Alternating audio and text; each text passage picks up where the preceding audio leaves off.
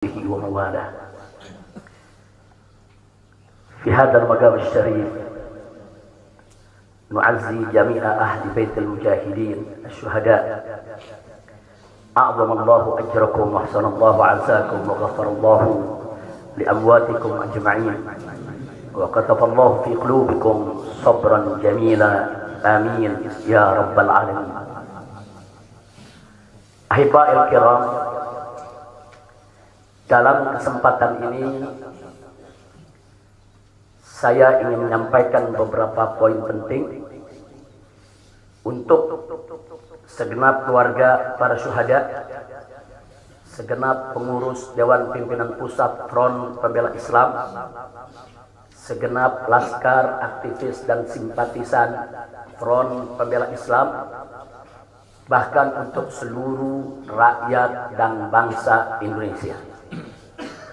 Yang pertama, bahwa keterangan pers secara resmi yang sudah dikeluarkan oleh Dewan Pimpinan Pusat Front Pembela Islam tentang kronologis penembakan yang terjadi isinya adalah benar. Saya sampaikan kronologis yang sudah dibuat dan disebarluaskan oleh Dewan Pimpinan Pusat Front Pembela Islam. Saya memberikan kesaksian sebagai salah satu saksi korban yang ada dalam kejadian bahwa isi keterangan pers itu benar. Yang kedua, yang ingin saya sampaikan di sini, bahwa pada saat kejadian tidak ada satupun di antara kami, baik saya dan keluarga maupun seluruh laskar pengawal yang begitu setia, yang mengira kalau yang melakukan pengejaran, mepet, mengganggu adalah dari kepolisian. Sama sekali kami tidak pernah menduga, kami tidak pernah mengira, apalagi kami menuduh. Yang kami tahu, mereka adalah orang-orang jahat yang ingin mencelakakan kami. Dan jumlah mereka bukan 1, 2, 3 mobil. Banyak sekali mobil saling silih berganti, berupaya untuk maju ke depan, untuk bisa sampai ke mobil Habib Hanif yang persis ada di belakang saya, bahkan untuk bisa mencapai mobil saya yang ada di depan. Tapi dengan gagah luar biasa, para syuhada kita, laskar-laskar pengawal yang paling belakang ini, sudah ada 2 mobil. Luar biasa. Mereka cerdas, mereka brilian, mereka berani. Mereka dengan begitu luar biasa mengendalikan situasi dan kondisi, sehingga para penjahat tadi tidak satupun yang berhasil untuk mencapai kami. Ini menunjukkan bagaimana sigapnya mereka, cerdasnya mereka, pintarnya mereka, beraninya mereka tanpa senjata. Itu kedua yang ingin saya sampaikan. Dan poin ketiga, bahwa tuduhan kalau pengawal-pengawal kami dipersenjatai adalah fitnah besar, bohong besar. Tidak ada satupun pengawal kami yang dipersenjatai, karena kami tidak pernah mengira, sekali lagi, kalau kami akan diperlakukan seperti itu. Pengawal-pengawal ini pengawal standar keluarga biasa. Pengawal standar keluarga biasa. Saya ada 4 mobil, semua isinya keluarga, anak, mantu, saudara, cucu kami semua ikut. Ada 3 masih bayi, masih minum air susu ibu. Dan masih ada yang 4 saudara yang di bawah 5 tahun, bahkan yang di bawah 3 tahun. Jadi benar, ya, kami sekeluarga semua. Sudah. Nah, jadi yang ingin saya sampaikan di sini adalah para laskar ini mengawal. Tugas mereka mengawal, bukan untuk mengganggu siapapun. Jadi sudah benar mereka melaksanakan tugas. Ketika begitu banyak mobil ingin menyalip, ingin membahayakan kami, mereka melakukan tugas dengan sangat cantik. Mereka tidak mencelakai orang, dengan sangat cantik, yaitu bagaimana mereka mengusir satu persatu mobil-mobil tersebut sehingga tidak berhasil masuk ke dalam rombongan. Dan subhanallah ya ikhwan, yang keempat yang ingin saya sampaikan di sini, dengan takdir Allah, laulahum, tanpa mereka ini para syuhada, mungkin kami sudah digiring ke medan pembantaian yang mereka rencanakan. Allah mentakdirkan sesuai dengan kehendak Allah subhanahu wa ta'ala. Demi Allah, saya dan keluarga siap setiap saat untuk menghadapi mati syahid ya. Kami tidak akan pernah mundur selangkah pun juga. Tidak akan pernah takut untuk menghadapi segala ancaman dan teror. Maka itu saya sampaikan sekali lagi, ke-6 laskar yang mati syahid ini, mereka laskar yang luar biasa. Mereka laskar yang setia. Bahkan Anda bisa dengarkan dalam rekaman-rekaman yang tersebar, yang viral di mana-mana ya ikhwan.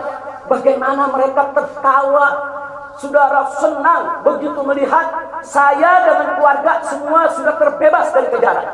Begitu mereka melihat saya dengan keluarga semua sudah berhasil meluncur keluar dari kejaran, mereka senang. Padahal sebentar lagi mereka akan dibantai, mereka digiring ke medan pembantaian. Dan sampai saat itu kami tidak pernah tahu kalau mereka yang melakukan pembantaian adalah pihak kepolisian. Kami tidak pernah tahu. Kami tidak pernah suudzon. Kami tidak pernah menuduh. Bahkan dalam keterangan pers Dewan Pimpinan Pusat Front Pembela Islam masih dicantumkan orang tidak dikenal. Karena kami tidak berani menuduh siapapun tanpa bukti. Kami nggak berani menuduh siapapun tanpa saksi. Itu ajaran Islam. Nggak boleh kita menuduh siapapun tanpa bukti dan saksi ya ikhwan. Tapi subhanallah, tatkala dari pagi sampai siang kami kerahkan laskar-laskar Kerawang dipimpin oleh pimpinannya masuk ke setiap rumah sakit di wilayah Kerawang, masuk ke setiap kantor polisi saudara di Kerawang, menyapu bersih itu jalan tol saudara, setiap rest area didatangi semua dalam rangka untuk mencari para syuhada ini. Di mana mereka? Di mana mereka? Tapi subhanallah, akhirnya Allah buka mulut yang membantai saudara. Allah buka mulut mereka. Allah buka mulut mereka saudara. Gak bisa mereka sembunyikan saudara. Allah maha kuat, Allah maha besar, Allah maha kuasa. Allah buka siang itu. Kapolda Metro Jaya mengakui ya ikhwan, kalau para penyerang, para penyergap, para penguntit saudara yang kami semula duga mereka bajingan penjahat saudara yang ingin mencelakai kami, ternyata diakui sebagai bagian daripada penyelidikan, bagian daripada penyidikan Polda Metro Jaya. Bukan kami yang menuduh, mereka yang mengaku ya ikhwan. Kalau mereka menutup mulut, tidak pernah mengaku, sampai kapanpun kami tidak akan pernah tahu ya ikhwan. Subhanallah, pertolongan Allah hanya hitungan jam saudara. Allah buka mulut mereka. Padahal logikanya kalau mereka menutup seumur hidup pun kami tidak bakal tahu ya ikhwan. Tapi Allah maha tahu, Allah maha berkehendak. Allah buka mulut mereka saudara, Allah buka pengakuan mereka saudara, sehingga sekarang menjadi terang benderang siapa para pelaku penjahat itu saudara. Ini poin-poin penting yang ingin saya sampaikan. Dan semalam saudara kita sudah membentuk tim untuk memeriksa secara utuh bagaimana kondisi daripada 6 jenazah syuhada kita. Saya sudah mendapatkan laporannya secara lengkap. Nanti pada saat yang tepat akan kita adakan siaran pers secara nasional. Dan saya sampaikan kepada semua, seluruh bangsa dan rakyat Indonesia, kami akan menempuh jalur hukum secara prosedur. Kami akan kejar siapapun yang terlibat dalam pembantaian ini. Kami tidak akan biarkan mereka tidur tenang sampai mereka lari ke lubang semut pun sudah.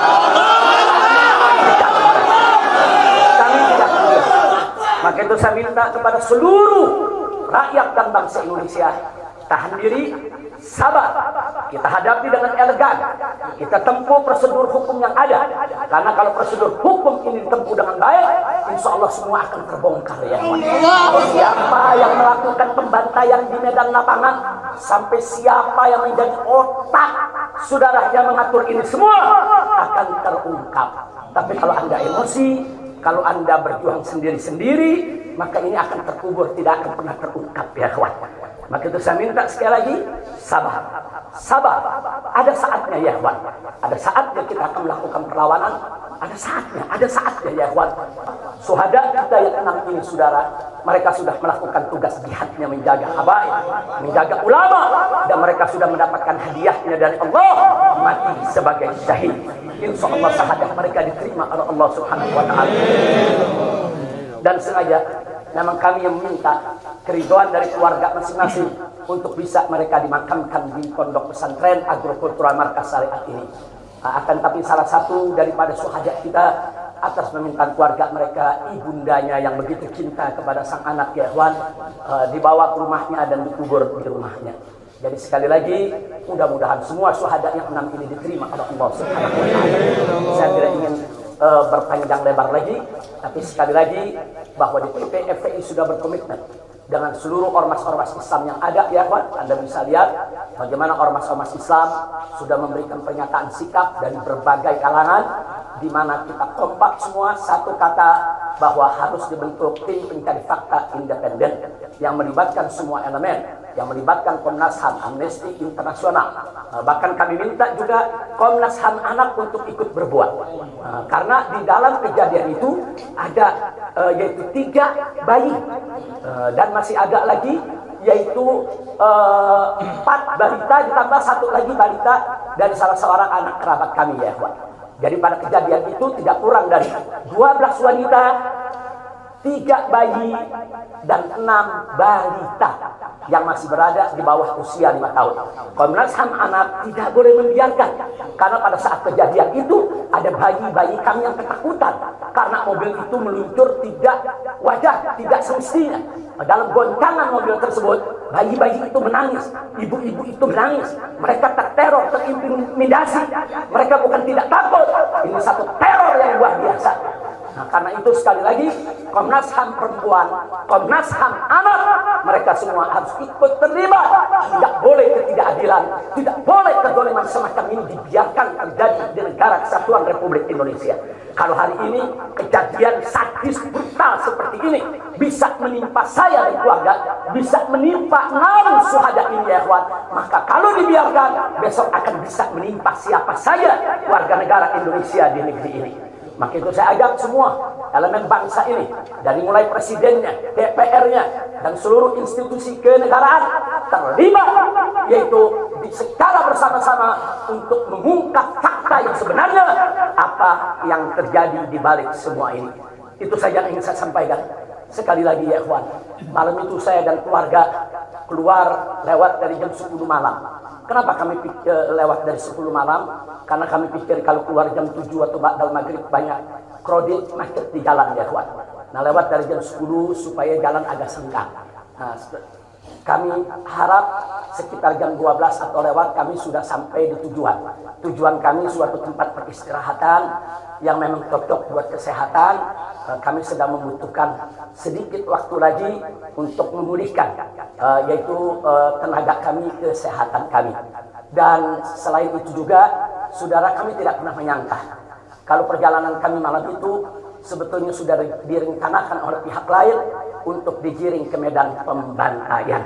Kami tidak pernah menyangka dan kami tidak pernah menduga. Tujuan kami hanya ke tempat peristirahatan, dan sehingga kalau jam 12 atau setengah 1 kami sudah sampai, kami beristirahat, dan subuh kami punya pengajian keluarga.